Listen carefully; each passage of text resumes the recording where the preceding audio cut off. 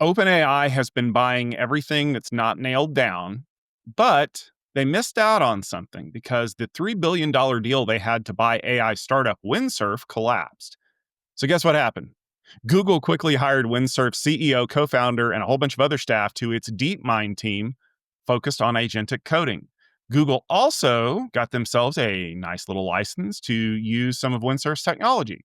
However, it doesn't own the company, it just owns most of the people who work there. Failed deal comes among growing tensions between OpenAI and their daddy Microsoft, who it's highlighting the fact that there's fierce competitions among tech giants to be the leader in AI coding.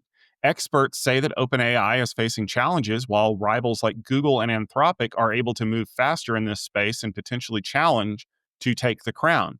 Al, did Google get themselves a real win by effectively buying everything from Windsurf but the name? It feels like that, doesn't it? And you take the CEO, you take co-founder, you grab some of the. Well, apparently Windsurf had 250 staff, and most of them are still there. But if you pulled the guys out at the top, the founders, the people who had the foundational knowledge for this, how much is left? It's an interesting thought. Uh, Google is also not saying how much this cost to pull these people in. You can imagine that when the current massive demand for skills around building AI applications, that these people are demanding pretty serious amounts of compensation. That $3 billion is probably a little more. The $3 billion OpenAI was going to spend is probably a little more than the salaries that these people are getting from Google, but maybe just the joining bonus will be up there. So it'll be interesting to see what's left of Windsurf, how long and how far Windsurf continues. They are formerly known as Codium and are a provider of AI coding assistance. You may recall my earlier story on AI coding assistance.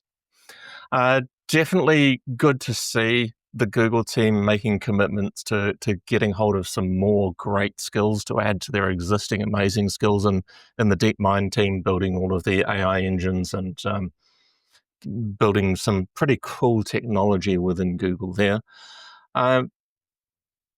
Does this mean that OpenAI is going to sort of fall off a little bit and not succeed so well? A little too early to say.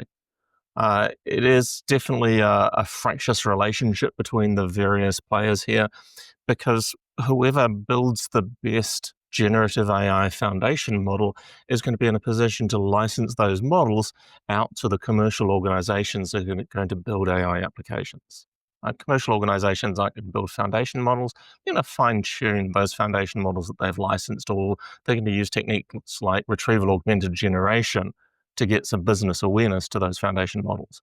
But it is ridiculously expensive to build a foundation model, and so it's high-stakes fights between the various people who are building these foundation models. Be interesting to watch this from the sidelines with a big bucket of popcorn and a nice cold drink.